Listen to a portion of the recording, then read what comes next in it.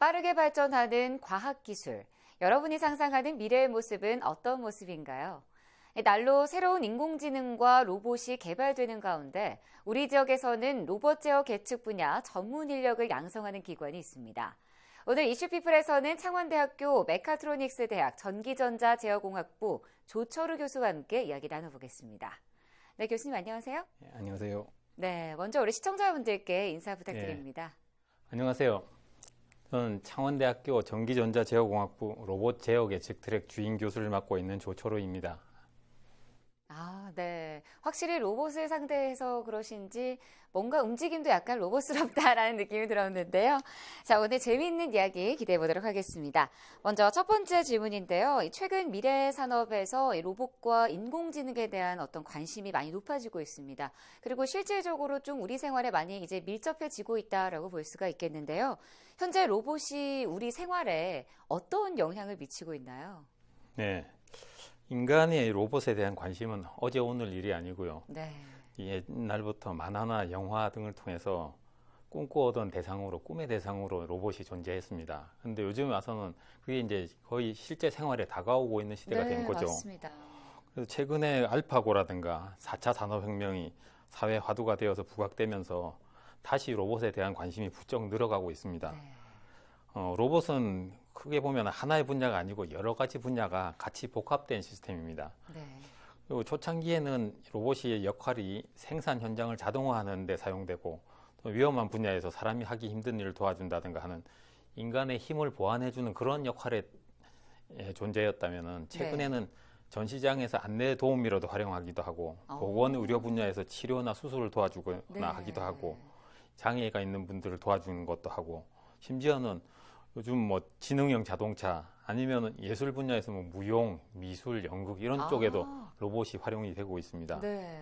그리고 또 이제 정서적인 면에서 어린이나 노약자, 노인들 분들의 정서적인 도우미 역할이 또 로봇의 새로운 역할로 또 되고 있습니다.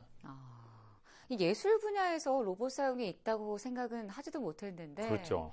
주로 어떻게 그러면 뭐 무용을 하고 춤을 추고 로봇이 뭐 이런 그렇죠. 역할을 하게 되는 건가요? 무용을 한다든가 군무를 같이 한다든가 하는 것은 이미 국내외에서 네. 많이 시도되고 있는 부분이고요. 네. 뭐 미술에서 로봇은 이전부터 이제 요즘은 조형적인 미술을 하는 데서 전시회 가보면 여러분들이 가끔 볼 수 있을 겁니다. 기계를 이용한 로봇 형태. 그러니까 기존에 있던 어떤 기계적인 형태의 막 팔이라든가 자동차 공정을 만드는 이런 로봇하고는 좀 다른 개념이죠. 이제 어떻게 보면 좀 로봇에도 감정이 좀 생겨날 수 있다라는 것을 좀 부각시키는 것 같다라는 생각이 그렇습니다. 듭니다. 보다 인간하고 좀 더 친숙한 형태로 네, 여러 가지로 좀 맞습니다. 퍼져나가고 있다고 보겠습니다. 자, 교수님은 이 메카트로닉스 대학 전기전자 제어공학부 교수님으로도 자리를 하고 계십니다. 참 이 메카트로닉스 대학 전기전자 제어공학부라고 하면 정말 생소하게 들릴 수가 있는데요. 이걸 조금 쉽게 풀어본다면 이 학부는 어떤 학문을 배우는 곳인가요? 네, 저희 창원대학교의 특징 중에 하나가 특성화 분야가 메카트로닉스 분야입니다. 네. 최근에 메카트로닉스 분야가 메카트로닉스 대학으로 이제 단과대학으로 독립을 하게 됐는데요. 그 속에 기계공학부하고 전기전자제어공학부 그리고 신소재공학부 세 개의 학부가 있습니다. 그 중에 하나의 학부인데요. 네. 전기전자제어공학부에서는 전기와 전자, 제어기술을 응용하는 모든 분야를 포함해서 학생들을 가르치고 있습니다. 그래서 학생들이 만약에 전기전자제어공학부에 입학하게 된다면은 로봇 제어 계측 트랙, 전기 트랙, 전자 트랙 이 세 가지 중에 하나의 분야를 선택을 해서 집중적으로 좀 더 세부적인 교육을 받게 됩니다. 네. 메카트로닉스 대학의 큰 장점 중에 하나는 융합 분야인 메카트로닉스 분야를 이해하도록 학생들한테 가르치고 있는 건데요. 특징이 모든 학생들이 메카트로닉스 융합 과정이라는 것을 공통적으로 다 배우게 됩니다. 이것은 다른 단과대학이나 시스템에서는 보기 드문 현상인데요.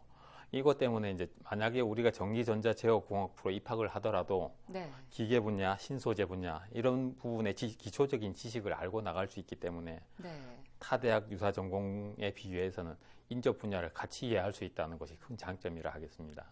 좀 경쟁력 있는 분야라고 할 수 있겠네요. 그렇죠. 자, 방금 말씀해 주신 부분에서 이 로봇 제어 계측이라는 말을 언급해 주셨습니다. 참 어떤 학문인지 이것도 궁금한데요. 네네. 좀 쉽게 설명 좀 네네. 부탁드릴게요. 로봇 제어 계측하면 발음하기도 어렵고 사실 좀 어려운 많이 말처럼 어렵습니다. 많이 느껴집니다. 생소한 일반인들이 잘 안 쓰는 말이고 네. 이렇기 때문에. 그런데 제가 쉬운 예를 하나 들면은 이전에는 장난감들이 보면은 그냥 단순히 수동적으로 움직이는 이런 장난감들이 있었는데 네. 요즘에 와서 보면은 센서가 있다든가 카메라가 있다든가 하면서 사람들하고 반응을 하는 이런 장난감들이 많이 나오고 있지 않습니까? 네. 기계들도 마찬가지로 외부의 센서들이나 이런 것들이 있으면서 사람들하고 좀 더 인터랙티브하게 반응을 하고 지능적으로 반응하고 하는 이런 기계를 만들어 나가는 분야가 로봇 제어 예측 분야라고 할 수 있습니다. 그러니까 비단 뭐 우리가 알고 있는 사람 형태의 로봇뿐만 아니고 네. 기계에다가 뭔가 이 지능을 부여하고 센서를 붙이고 해서 자동화시키는 이런 분야를 전부 아우르는 그런 분야라고 볼 수 있습니다. 아, 이게 크기가 정말 방대하다고 네, 볼 네. 수가 있겠네요. 자, 한편 이 창원대학교에서는 로봇 제어 예측 분야에서 전문 인력을 잘 양성하겠다라고 밝혔습니다. 아마도 이 배경에는 경남 로봇산업협회와 또 창원대학교 간의 산학협력 협약을 잘 체결했기 때문이라고 볼 수가 있겠는데요. 이번 산학협력 협약은 어떤 배경으로 체결하게 됐을까요? 네네. 아주 중요한 질문을 해주셨는데요. 네. 저희 로봇 제어 예측 분야가 최근에 이제 로봇이라는 이름을 앞에 내세우면서 상당히 내부적인 어떤 변화를 많이 시도를 했습니다. 네. 그렇게 하다 보니까 제대로 된 공학 교육을 우리가 하기 위해서는 산업체에서 필요한 인재가 돼야 되겠다.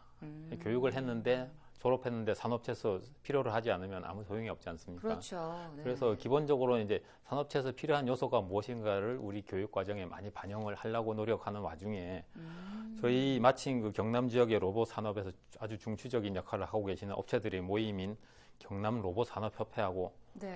다행히 접촉이 돼서 다행히 그 운영진에 또 저희 졸업생이 또 있었습니다. 아, 그래서 여러 가지 이제 그래서 좀 더 관심을 네네. 가졌을 수도 있네요. 그래서 연구를 통해서 협력이 가능한 걸로 믿고 이제 추진한 결과 그쪽에서도 아주 적극적으로 도와주시고 해서 이번에 협약까지 이르게 되었습니다. 이 어떻게 보면은 이런 협약 자체가 좀 일자리 미스매칭도 막아줄 수 있을 것 같고 좀 약간 트렌디하다고 볼 수가 있겠네요. 그 시대에 좀 발맞춰 나가야 되는 부분이 있으니까. 네네. 자, 그러면 이 산학협력 협약이 체결되면서 어떤 사업들이 본격적으로 시행이 될까요? 네. 이번에 맺은 그 산학협력 협약은 사실은 이제부터 시작이라는 겁니다. 보통은 MOU라든가 산학협력 협약이라든가 이런 것들이 형식적으로 많이 맺어지는 경우가 많은데요. 많죠. 네. 저희 같은 경우는 이제 이걸 시발점으로 해서 실제적인 교육 과정에 산학협력의 그 성과를 갖다가 반영을 해서 교과목을 새로 개설을 하고 이런 새로. 부분도 들어가고요. 네. 그다음에 이제 우리 학생들의 현장 실습 교육이라든가 아니면 캡스톤 디자인이라고 해서 실용적인 어떤 분야를 교육하는 과목들이 있는데 거기에 가능하면 많은 기업들이 참여해서 과제도 주고 자문도 해주시고 이렇게 할 수 있도록 하고 있습니다. 네. 이런 과정에 저희가 보면 산학협력단이라든가 링크 플러스 사업단 이런 것들이 이제 저희 창원대학에서 국책 사업으로 수행하고 있는 사업단들이 많이 있는데요. 네. 그런 데서 여러 가지 프로그램들이 있습니다. 그래서 그 프로그램들하고 요번에 협약 맺은 기업들하고 같이 연결을 시켜주면은 네. 뭐 사업도 잘 되고 저희 학생들 교육도 잘 되고 하는 상승 효과가 나지 않을까 생각합니다. 그렇죠. 일석이조의 효과가 날 수 있을 것 같습니다. 참 어떻게 보면 학생들의 입장에서는 현장 실습을 가는 게 그만큼 더 좋은 교육은 없거든요. 네네. 저희가 이론만 뭐 맨날 공부한다고 해서 그걸 다 알지를 못하니까요. 자, 그런데 이 전문 인력 양성을 위해서 이 창원대학교가 맞춤형 교육 과정을 잘 개설해 주신다고 방금 언급해 주셨습니다. 그러면 우리 학생들이 어떤 수업을 좀 받을 수가 있을까요? 네, 아주 제일 중요한 것입니다. 그게. 그렇죠. 네. 네. 그래서 기본적으로 맞춤형 교육 과정이라는데 맞춤형이라는 거는 두 가지의 의미의 맞춤형입니다. 첫 번째는 학생들 맞춤형이 있고 두 번째는 산업체 맞춤형 두 가지가 되겠습니다. 학생들이 좀 더 재미있게 배울 수 있게 하고 네. 산업체에서 필요한 내용이 되고 이 두 가지가 이제 타겟이 되겠는데요. 그래서 저희 같은 경우에는 교육 내용에 있어서도 단순히 배우고 외우는 이런 식이 아니고 네. 학생들이 스스로 느끼고 체험하고 계획하고 실행하는 그런 방식의 교육 과정을 갖다가 만들려고 노력하고 있습니다. 그런 대표적인 예로 저희 같은 경우에는 이제 2학년 학생들부터 매학년 2학년, 3학년, 4학년 동안 각 학년이 설계 과목을 체계적으로 할 수 있게끔 단계적으로 설계 과목을 넣고 있습니다. 네. 그걸 통해서 학생들이 직접 뭔가를 만들어 보는 거죠. 만들어 보는 과정을 통해서 학생들은 이게 내가 모자라는구나. 이런 과목을 더 배워야 되겠구나. 네. 이런 것들을 체험할 수가 있는 거죠. 기존의 어떤 교육 과정에서라면은 그냥 강의식으로 해서 이론 가르치고 실험하고 이런 식으로 시험 지나갈 치고. 수 있죠. 네, 예. 그렇죠. 근데 지금 같은 경우에는 그런 과정을 통해서 학생들이 직접 자기가 느낄 수 있게끔 실제 이런 대상, 예를 들어 뭐 이런 거죠. 이런 것들이 학생들이 지금 만든 대상 중에 하나인데요. 그런 것들을 가지고 하니까 학생들이 아마 관심도도 올라가고 학습 그렇죠. 효과가 더 네. 높아질 것 같습니다. 뭔가 성취감이 좀 있을 것 같아요. 네네네. 그게 바로 그 학생들을 참여하게 하는 키포인트죠. 네, 좀 자기 주도형 학습을 최대한 이끌어내보겠다라는 네네, 생각을 맞습니다. 아마 창원대학교에서 가지고 있는 네네. 것 같습니다. 자, 앞으로 이 창원대학교에서 교육받은 이 전문 인력들이 참 우리 사회에 많은 도움이 될 수 있을 것 같다라는 생각을 해봤는데요. 앞으로 이런 우수한 인재들을 많이 배출해 주셔서 우리 지역의 경제도 좀 잘 성장시킬 수 있도록 해주셨으면 하는 바람입니다. 네, 교수님 오늘 좋은 말씀 고맙습니다. 네, 감사합니다.